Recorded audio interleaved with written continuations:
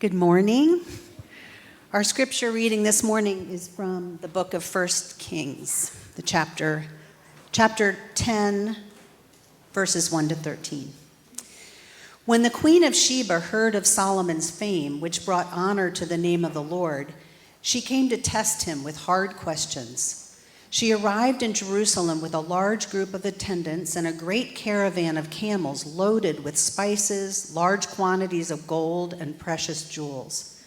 When she met with Solomon, she talked with him about everything she had on her mind. Solomon had answers for all of her questions. Nothing was too hard for the king to explain to her. When the queen of Sheba realized how very wise Solomon was, and when she saw the palace he had built, she was overwhelmed. She was also amazed at the food on his tables, the organization of his officials, and their splendid clothing, the cupbearers, the burnt offerings Solomon made at the temple of the Lord. She exclaimed to the king, "Everything I heard in my country about your achievements and wisdom is true. I didn't believe what was said until I arrived here and saw it with my own eyes. In fact, I had not heard of half of it. Your wisdom and prosperity are far beyond what I was told. How happy your people must be. What a privilege for your officials to stand here day after day listening to your wisdom. Praise the Lord your God, who delights in you and has placed you on the throne of Israel. Because of the Lord's eternal love for Israel, he has made you king so you can rule with justice and righteousness." Then she gave the king a gift of 9,000 pounds of gold, great quantities of spices, and precious jewels. Never again were so many spices brought in as those the queen of Sheba gave to King Solomon. In addition, harem ships brought gold from Ophir, and they also brought rich cargoes of red sandalwood and precious jewels.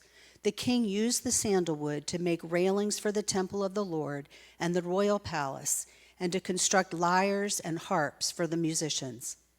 Never before or since has there been such a supply of sandalwood.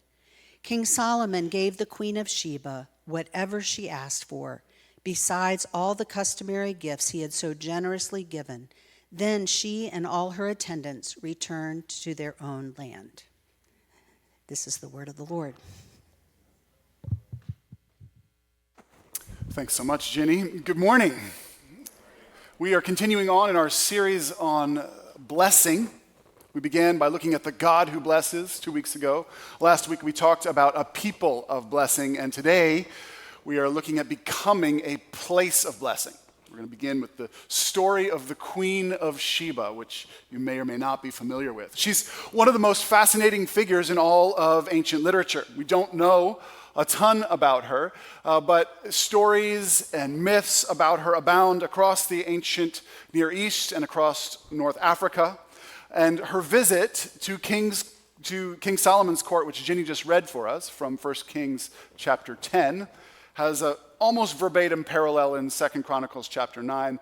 To my knowledge, those are the earliest appearances of the Queen of Sheba in ancient literature. Her vast wealth, her more or less singularity as a woman ruler in the ancient world sparked lots of interesting interpretations of her. Some of them, to be sure, are deeply imaginative and some not so friendly. She's claimed by the peoples of Ethiopia and Egypt, as well as just across the Gulf of Aden by the people of southern Yemen.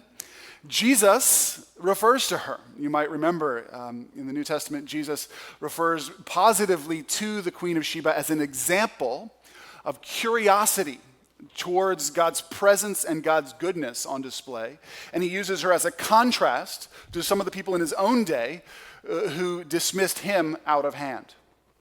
Queen of Sheba shows up in artwork and stained glass and sculptures across the sacred places of Europe. Here's sculpture of her on the right side of the north portal door of Chartres Cathedral in France.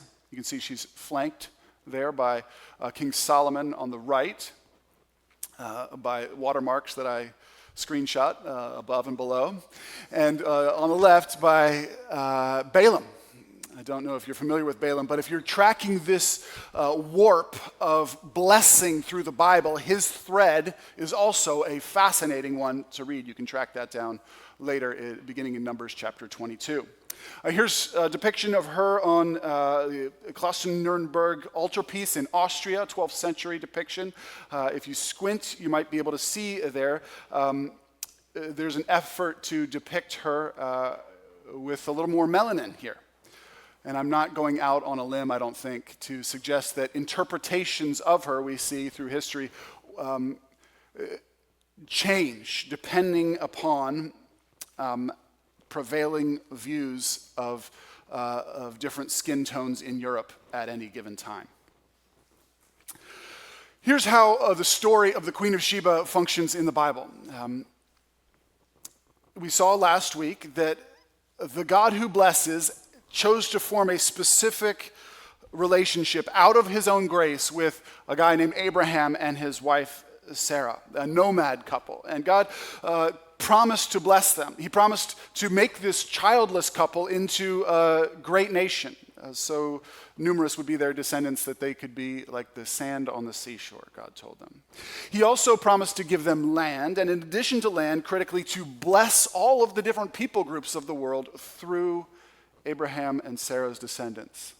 So last week, we talked about God's people being a people of blessing. But as far as the storyline goes, when we left them last week in Genesis 12, we'd had all these promises, all these blessings, but it was still just Abraham and Sarah. No kids, no land, no evidence of anyone else being blessed through them. However, today we pick up the story in 1 Kings 10. We are multiple centuries on. God has blessed his people numerically. In fact, just a few chapters prior to this, in 1 Kings chapter 4, it deliberately echoes the blessing language. In 1 Kings 4:20, it says, Solomon's subjects are now as numerous as the grains of sand on the seashore. It's hearkening back to that original blessing. And the people are now rooted in a land that they possess, and there is relative peace among the borders, and there is the right circumstances for human flourishing. You might remember if you were here last week, we used the Hebrew word shalom, which is just a fancy way of referring to this conditions that are right for human flourishing. And now at this point in our story, one of Abraham's descendants, the son of David, named Solomon, is sitting on the throne. He is a deeply complex character. His story is told with incredible subtlety in the Hebrew narrative in ways that modern Bible scholars are only just beginning to appreciate. And early in Solomon's life, God appeared to him in a dream, and Solomon asked God to give him wisdom. You might remember this. And God was so pleased with this request that God gave him wisdom, and he gave him wisdom in spades, and he gave him more besides. He also gave him wealth, and he gave him great fame too. So just to sum up, we are seeing the blessing and the promise to Abraham is now being fleshed out in the life of his descendant Solomon.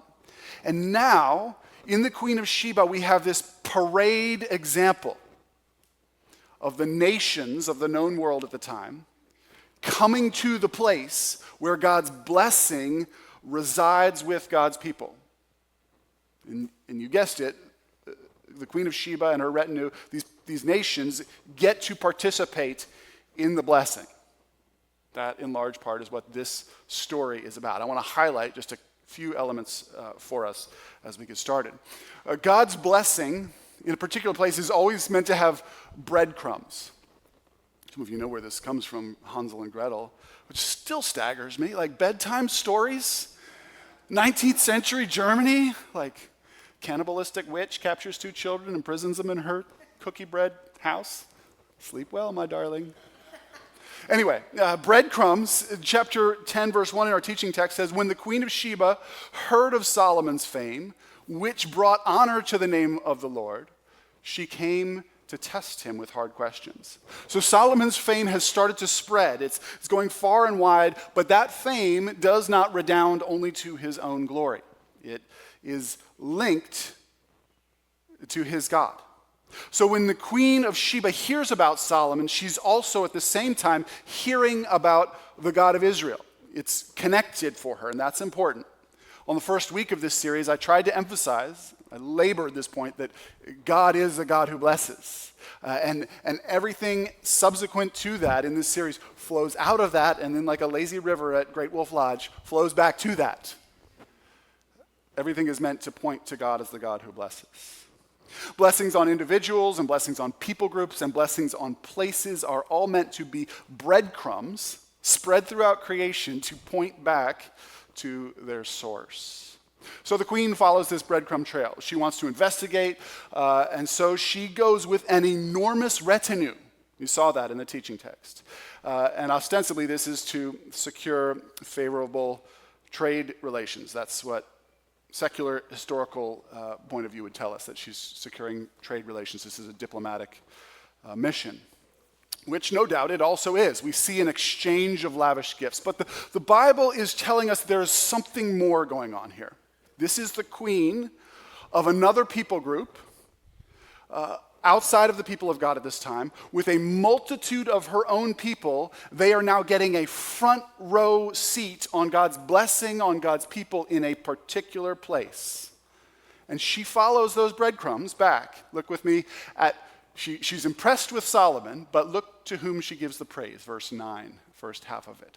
Praise the Lord your God, who delights in you and has placed you on the throne of Israel. She sees the goodness of God refracted out through Solomon, and she offers God praise. It's not to a pantheon, it's not to the gods and goddesses of Sheba. It is quite specifically to the God of the Bible, Yahweh, the God of Abraham, Isaac, and Jacob. By now you won't be surprised to hear me say that word praise, the beginning of verse 9, is Baruch, bless, bless Yahweh, your God.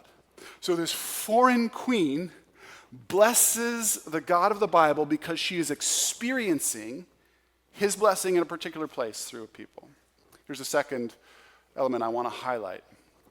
God's blessing on his people in a particular place should create conditions for flourishing. Last week we touched briefly on the fact that when God's people live in God's ways, it should help to create an environment where all people are able to flourish. We're seeing that today in greater specificity. Solomon asked for wisdom. God gave him that. And now he's able to answer all of her questions. She came trying to stump him. But also, God has equipped his people for rich culture building. Look at what the queen says to him in verse 5. She was overwhelmed. She was also amazed at this is culture, cuisine, the food on his tables, the organization, that's the administration, the shape of a culture, at their dress, at the retinue, the cupbearers, and their religion, the burnt offerings Solomon made in the temple of the Lord. Literally in the Hebrew, that word verse there in verse 5 at the start is, she's not overwhelmed, she is struck breathless. She's speechless because she is stunned at the goodness that she sees on display here. And part of what impresses her is the administration. I mean, that sounds dull to us, but Solomon had a really well-run court and a well-run kingdom. And some of you get excited about this, most of us might not, but this matters to God. Just weights and measures, wise, just, upright judges, unbiased officials, responsible, hardworking administrators. These things matter. They matter to God, and they help to create conditions where people can flourish. In fact, sidebar here, after the collapse of the Roman Empire, when Gregory the Great is trying to re-evangelize pagan Europe, some of the seismic shifts that we see happen in Northern European culture are because the monks introduce into the marketplaces just weights and measures. So now, ordinary rank and file people can participate in the economy without getting ripped off every single time. And they also introduce the technology that the monasteries have of new plowshares that enable ordinary peasant farmers to be more productive on formerly non-arable land. This is what happened, sidebar over, but when God's goodness is shared out through God's people, it creates conditions for flourishing. Queen sums up her evaluation in the back half of verse 9. Because of the Lord's eternal love for Israel, he has made you king so that you can rule with, here are the words, justice and righteousness. She's not just buttering him up. Because a few chapters earlier, the narrator had made a very similar comment about flourishing and prosperity in Solomon's kingdom. Look with me at 1 Kings 4, verses 24 and 25. Solomon's dominion extended over all the kingdoms west of the Euphrates River, from Tipsha to Gaza, and there was peace on all his borders. During his lifetime, all of Judah and Israel lived in peace and safety, and from Dan in the north to Beersheba in the south, each family had its own home and garden. Some of you are recognizing a theme already, and that theme is a theme of wealth. Wealth. The queen is wealthy. She brings lavish gifts to Solomon's courts. Solomon has been blessed with great wealth. The text goes out of its way to show that he has even more wealth than she does. And that's where the rest of the chapter goes. He reciprocates with huge gifts. And there was that random interlude in verse 11 about this other king to the north, Hiram, who comes down bringing more wealth in the form of sandalwood and gold into the kingdom. We have seen that this concept of enoughness, each family having their own home and garden, that appears to be part of God's blessing, allowing for the flourishing of all people. I want to pause here, and at risk of weakening my own main point by muddying the waters, I want to complicate it a little bit, because I feel like I need to do this to be honest with you and to help us all be better readers of the Bible. Let me summarize where we are so far. I've been trying to paint a picture of God's blessing on his people in a particular place. And that blessing is not just like spiritual blessing, like warm and fuzzies or something. That is so tangible that people's lives are qualitatively better. So much so that the Queen of Sheba shows up to explore it, and she ends up participating it in literal fulfillment of the promise that God made to Abraham all those years before, that the nations would be blessed through Abraham's descendants. Having enough to flourish is part of this picture of blessing. That's the summary. Here's where I'm complicating things for us. The picture that the Old Testament gives us of Solomon's wealth is not straightforwardly positive. Our teaching text, 1 Kings 10, 1 through 13, does not come right out and criticize him. But Hebrew narrative often expects us to work a little harder than that. It is inviting us, I think, to ask ourselves questions about Solomon's wealth.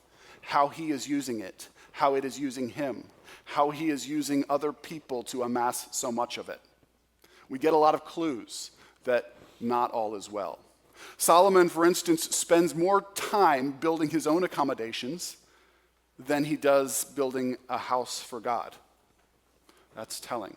The very next chapter talks about how his heart follows the breadcrumb trail of wealth and harem creation, and he becomes entangled with false gods, even setting up altars of child sacrifice. The true God had warned his people earlier in the story through the prophet Samuel that if they got a king, he would do this. He would seize a lot of their wealth in order to build his own pocketbook. This is exactly what we see Solomon doing. So this is a picture of God's blessing on a particular people in a particular place. But Solomon, like all of us, is a complex guy. His motives are not always pure. And plenty of times, there are plenty of hints that some people are suffering and will suffer as a result of his ungodly choices. That's all I want to say about that, but I didn't want to give us a sort of very flat picture of his wealth.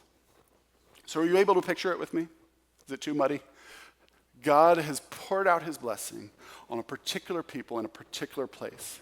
It is still a far cry from heaven. It's not utopia, but nonetheless, it is a place where you should reasonably be able to expect to hear someone say of it, I want to go check that out. It sounds like something really great is going on there. Or, if ordinary people like me seem to be able to thrive holistically there, I wonder if I could too. This is what it's meant to be like when God's blessing is lived out in a particular place. That's the picture that I want you to have in your mind. We're going to leave our teaching text behind here for a moment and pick up speed. We're going to dwell with a few more examples very briefly just to develop this theme. Here's another example from Solomon's life. It comes just a few chapters earlier. He'd finished building the temple, and he has this enormous dedication ceremony. And I want you to listen in on the prayer that he prays, or just a little part of it, to help fill out this picture. This is 1 Kings 8, starting at verse 41. In the future, Solomon prays, foreigners who do not belong to your people Israel will hear of you.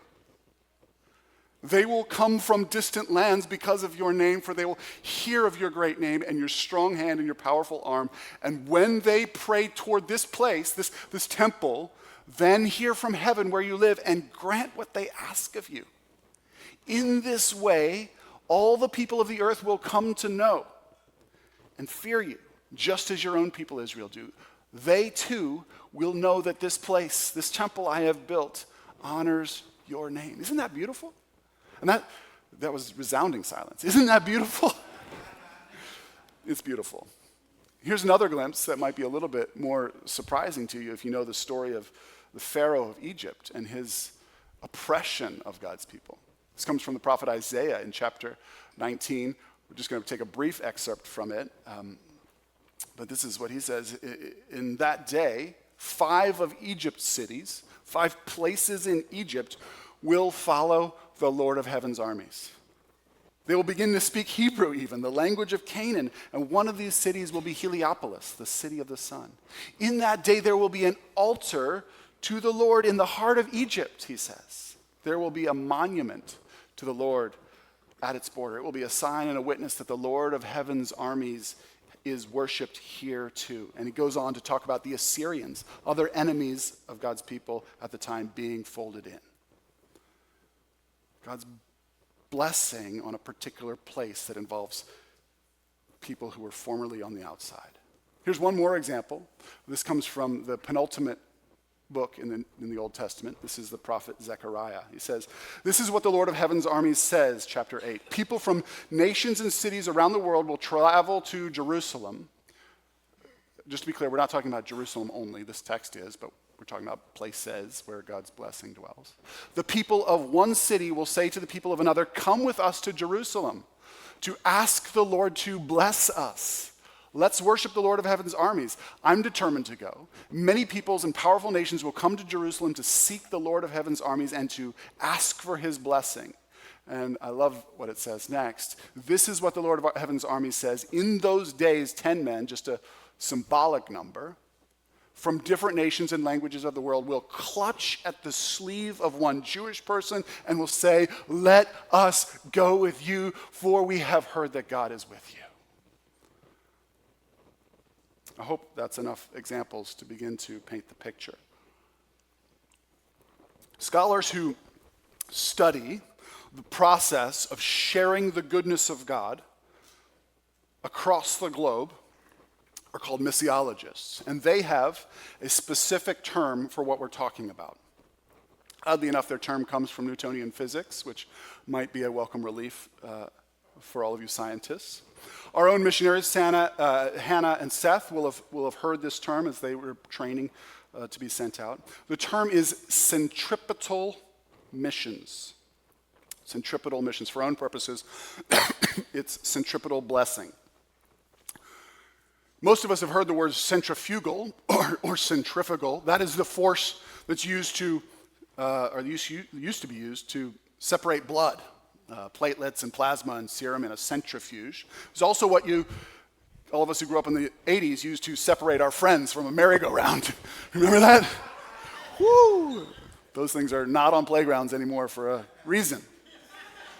If you spin fast enough, the mass moves from the center towards the outside on a tangent, or some other math word. If I don't have the physics right, please do tell me. My email is sam@stmos.org. So most of us know the word centrifugal, and that is a thing. Followers of Jesus, the blessing should be centrifugal. It should compel us outwards to share it. Here's a drawing that's going to bless you.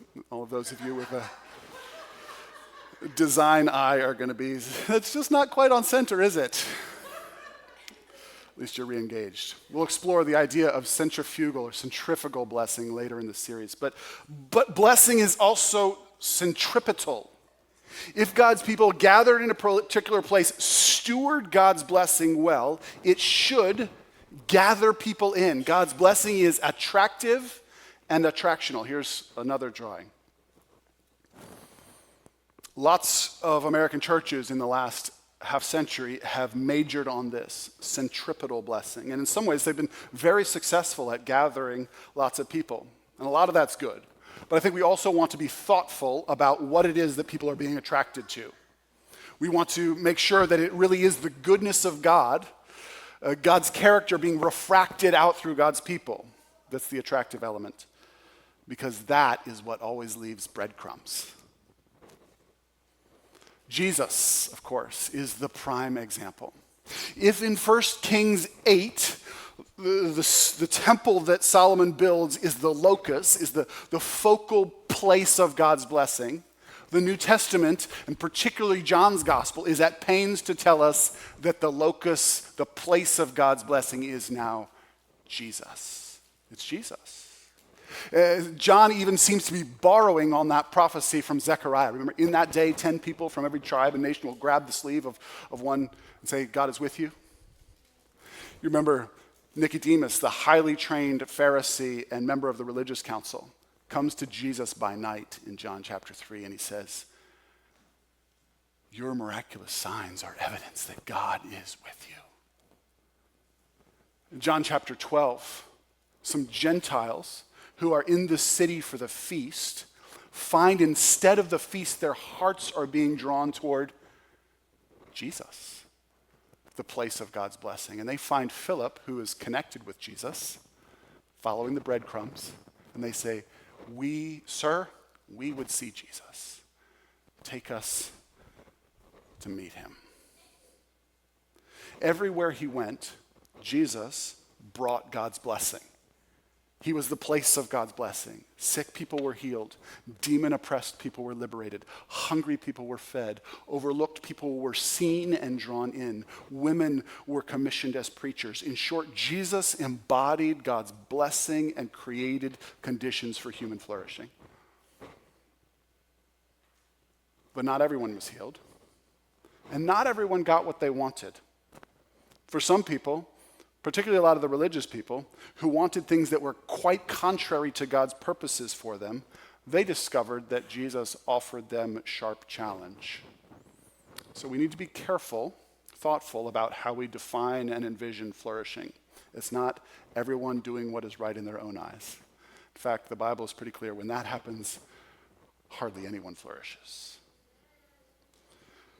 The New Testament church, in a lot of ways, is a more attainable vision of God's blessing in a place for us than Solomon's kingdom or Jesus. Historical reconstructions of the early church vary, but I think we're on safe ground to assume that they were very mixed, these congregations scattered across the Mediterranean basin. They had some wealth and some impoverishment and some moderate means. They had people of low status. They had enslaved people. They had people who were quite elevated in the society. They had women. They had men. They had healthy and ill. They had donkeys and elephants. They had it all. And the sociologist Rodney Stark has set out to try to explain the explosive growth, exponential growth of the early church in the first few centuries. And he critically tries to do this without appealing to anything miraculous, because he's working as a historical sociologist. So he would avoid words like the blessing of God. However, what he does point to is what we're talking about. God's people living in God's ways and how that creates conditions in which people from all walks of life can flourish. And this contrast between the church and outside of the church is clearest often in turbulent times or in times of disaster, times of fire ravaging cities or war or plague. And Stark puts it so bluntly, he puts it in terms of survival rate. Listen to what he says. Christian values of love and charity had from the beginning been translated into norms of social service and community solidarity. When disasters struck, the Christians were better able to cope, and this resulted in substantially higher rates of survival. This is flourishing at its most basic level. The Christians survived and coped better, and so did people who were attached to those places of blessing. If we drill down just a little bit deeper, Christian ethics in the first few centuries regarding sex and marriage and widowhood and divorce and human dignity and gender meant that on the whole, life for women was far better inside the church than outside of it. And so women survived in the church, and women flourished in the church. We're going to do a deeper dive on that later in the summer. Life for enslaved people also tended to be far better inside the church than outside. In 2025, it's easy and reasonable for us to wonder why Christians didn't do more sooner to end slavery as an institution. But there is substantial evidence inside the New Testament and outside of it that there was a large shift as a result of God's blessing on his people. As part of their weekly rhythm, you'll know that God's people shared a meal. And the meal that they shared, sometimes called the love feast, or communion, the Lord's Supper, was alien to all of the other meals taking place in first century culture. Because the wealthy and poor in these church meals were meant to eat together. Enslaved and enslaver together. And at least for the holy moment of this meal, which, if you use your imaginations, must have had an effect on other moments throughout the week. At least in the holy moment of this meal, no one was forced to serve the other. And in fact, all were meant to serve all, and the greatest was meant to serve the least, following the example of Jesus. Some enslaved Christians were elevated to positions of great authority. Some became bishops. Many Christians who owned slaves freed them at their own great expense during their lifetimes, which was almost unheard of in Roman culture. I think I've told you before, maybe the most striking indication is funerary markers, gravestones. In Roman culture, if you were enslaved in life, you were enslaved in the afterlife, and your tomb said as much. But not so for Christian gravestones, because Christians believed in a resurrection life where all are free and all are equal. Early Christian culture emphasized blessing for the poor. And so a 4th century document called the Apostolic Constitution has this line about the deacons. It says the deacons must ascertain who are in distress and not exclude them from a share in the church funds, compelling also the well-to-do to put aside money for good works. I think you're getting the picture. The church is not a place that promises health and wealth, or at least it should not be. But to the extent that God's people are living in God's ways in a particular place, it is reasonable to expect that by joining them, your life will be improved. Not only to quote from the tax code, not only through intangible religious benefits, which is how the tax code puts it. Historically in this country, African American churches and first-gen immigrant churches have lived this out with great creativity and imagination. If you needed job skills training, if you needed language training, if you needed social capital, if you needed help navigating immigration, the place of God's people was the place to look. Some of you might be getting a little worried. You might be thinking, Ian, this sounds a lot like some sort of social gospel baloney. Church is about the worship of the crucified Christ, full stop. And you'd be right to point out a danger, because Christian vision of life together, refracting out God's blessing in a particular place, is so alluring that for 2 millennia, people have tried to recreate it without the source of blessing at the center. We've tried. Some of you read the 2019 article in The Atlantic by Faith Hill says this: they tried to start a church without God. This is today. For a while, it worked. For a while. Because anytime you remove the source of blessing from the center, the whole system crumbles. It is in Sayers' words, Mark Sayers, not Dorothy Sayers, trying to have the kingdom without the king. For most American evangelicals, though, the problem is not leaving out Christ. The problem, the danger, is leaving out the implications of following Christ by becoming a place of blessing. Don't you want St. Mo's to be a place of blessing in Baltimore? Don't you want this corner of 31st and Barclay and a specific place on the Harford Road corridor to be a place of blessing? I think we're not doing this perfectly, but we've got a reasonable track record.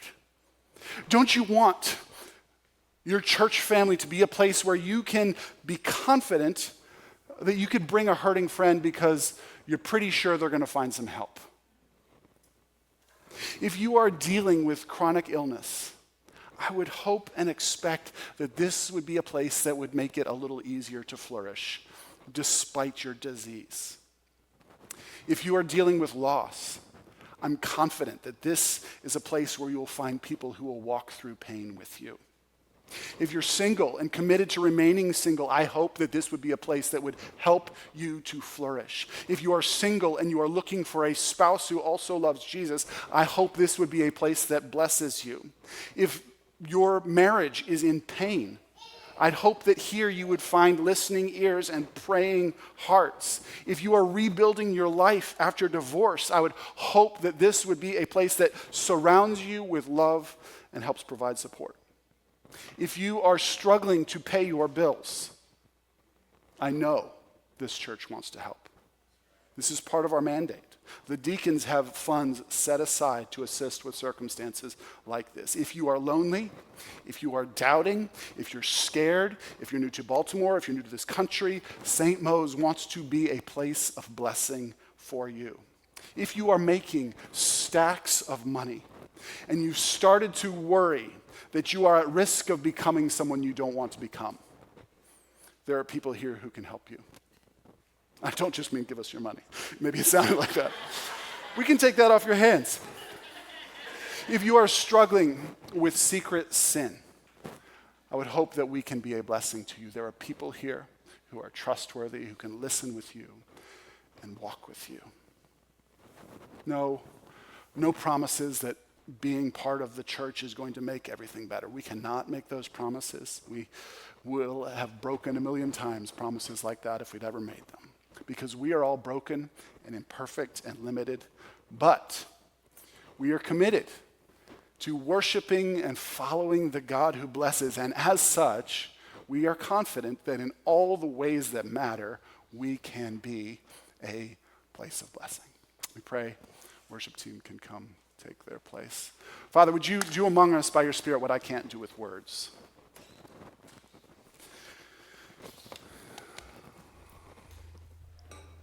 I know I so long for this little gathering of your people here on this street corner to be a place of blessing, where relationships with you are healed, where relationships with each other are healed, and a myriad spiritual blessings, but also tangible things, where there's financial help and social capital help, where people can imagine their lives being better as a result of being connected to your blessing in this place. Father, would you help us to be courageous and unselfish? Would you help us to live out the mandate that you have given us and follow the example of our forebears who have done it well throughout the centuries? Would you keep us in step with your Spirit, who continues to pour your blessing abroad as breadcrumbs to lead people back to you? I pray this in Jesus' name.